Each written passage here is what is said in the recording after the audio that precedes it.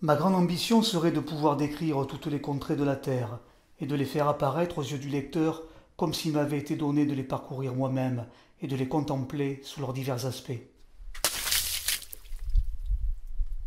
En 1851, lors de son exil en Irlande à 21 ans, Élisée Reclus décide de sa vocation de géographe.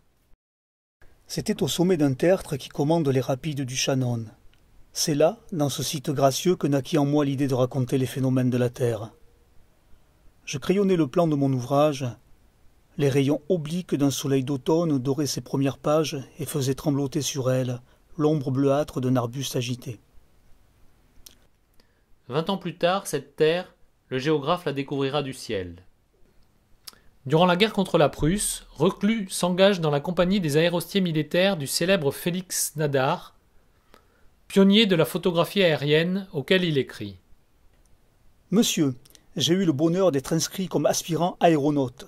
Je crois que je pourrais vous être utile. À l'avantage d'être plus lourd que l'air, je joins celui d'être géographe et un peu météorologiste. En outre, j'ai de la volonté. Élisée a 45 ans lorsque Fanny meurt en couche. Il rencontre Hermance Trigan qui devient sa troisième et dernière compagne. La notion du partage des savoirs incite Reclus à la rédaction de la nouvelle géographie universelle.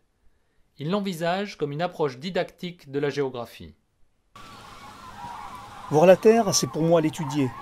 La seule étude véritablement sérieuse que je fasse est celle de la géographie, et je crois qu'il vaut beaucoup mieux observer la nature chez elle que du fond de son cabinet. Pour connaître, il faut voir. Soutenu par son frère Élie et les femmes du clan, cette tâche lui prendra plus de 20 ans. Élisée s'appuie sur un réseau de correspondants, d'amis historiens, géographes, cartographes et illustrateurs dont beaucoup sont anarchistes comme lui.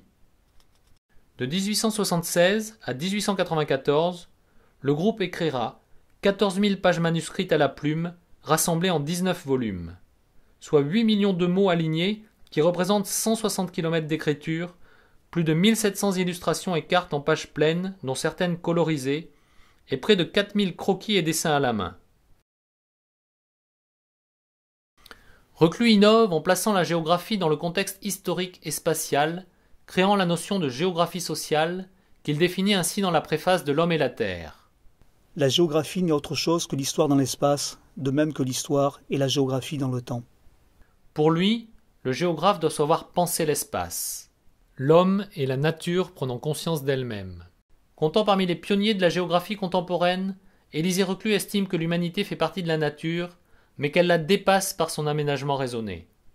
Prendre soin de son milieu est une préoccupation esthétique, sociale et éthique. Là où le sol s'est enlaidi, là où toute poésie a disparu du paysage, les imaginations s'éteignent. La routine et la servilité s'emparent des âmes et les disposent à la torpeur et à la mort.